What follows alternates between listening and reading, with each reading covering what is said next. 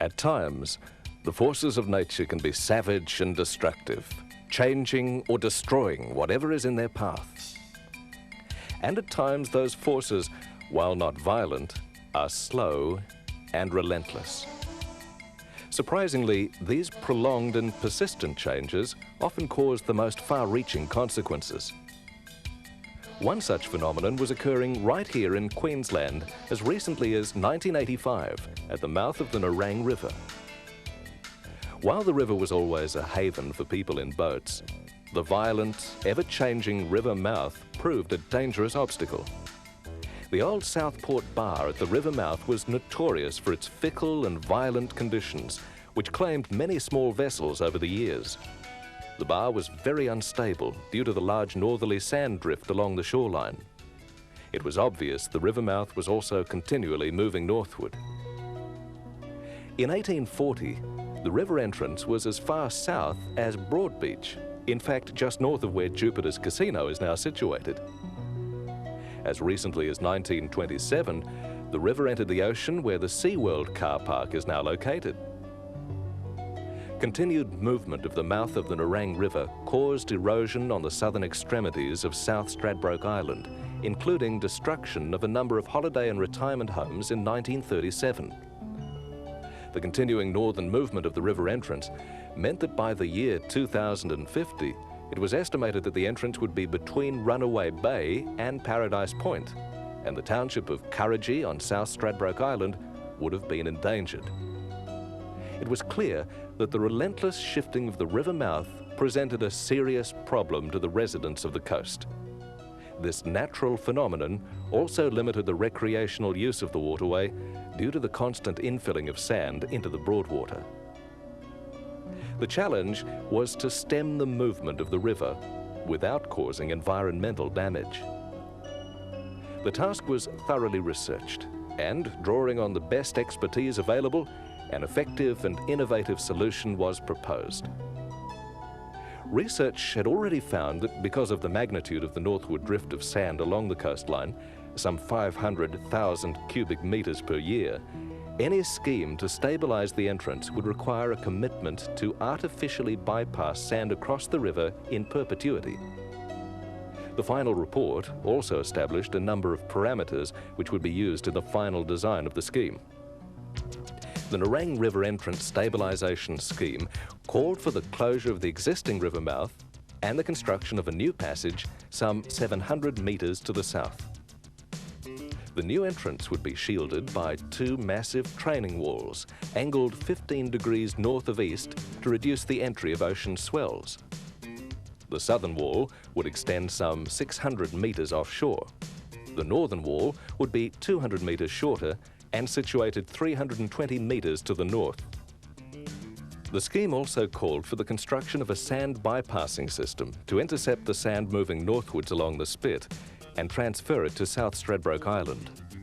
This was required to suppress the formation of a shallow bar seaward of the new entrance and to prevent erosion on South Stradbroke Island. A number of proposals were considered for the system, but the one finally adopted for construction uses 10 jet pumps suspended from a 500-metre-long jetty constructed 250 metres south of the southern training wall. Sand lifted by the jet pumps is pumped from the jetty via a pipeline under the entrance channel and deposited on the beach on South Stradbroke Island.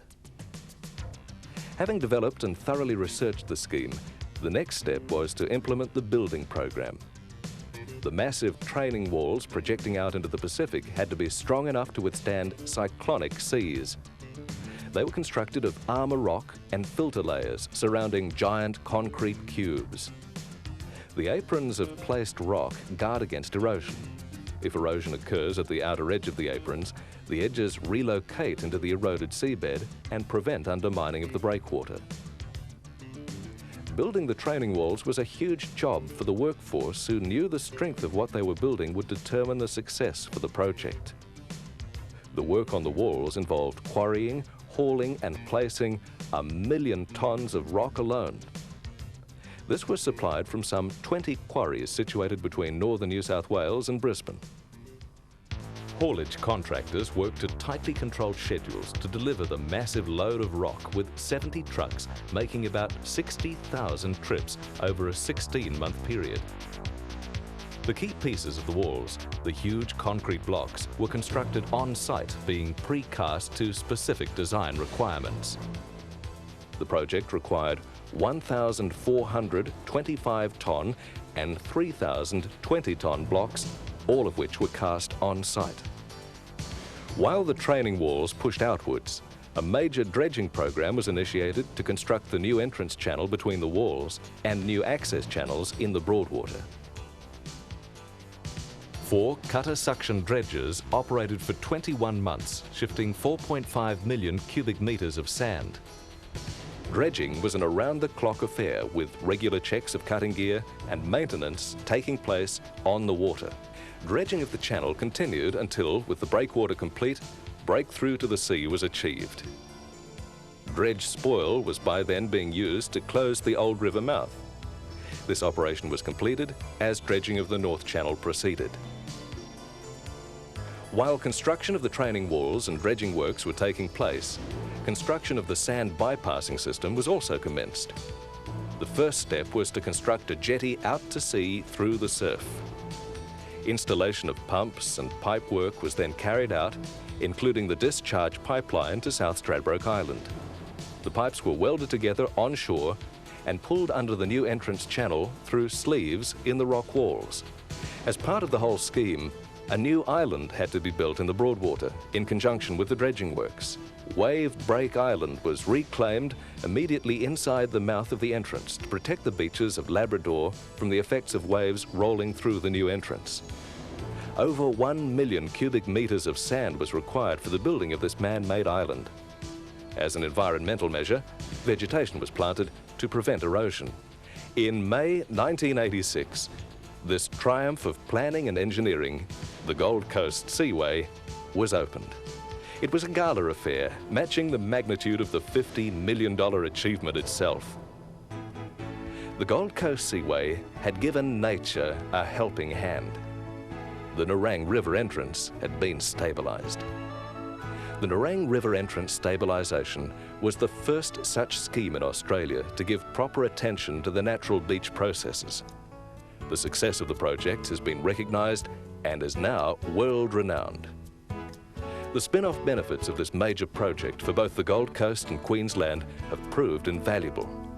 The benefits of this project are enjoyed by pleasure boaties, yachties, commercial fishermen, visitors to the region, and of course the tourism and retail industries in general. They include safe navigation channels between the inland waterways and the ocean.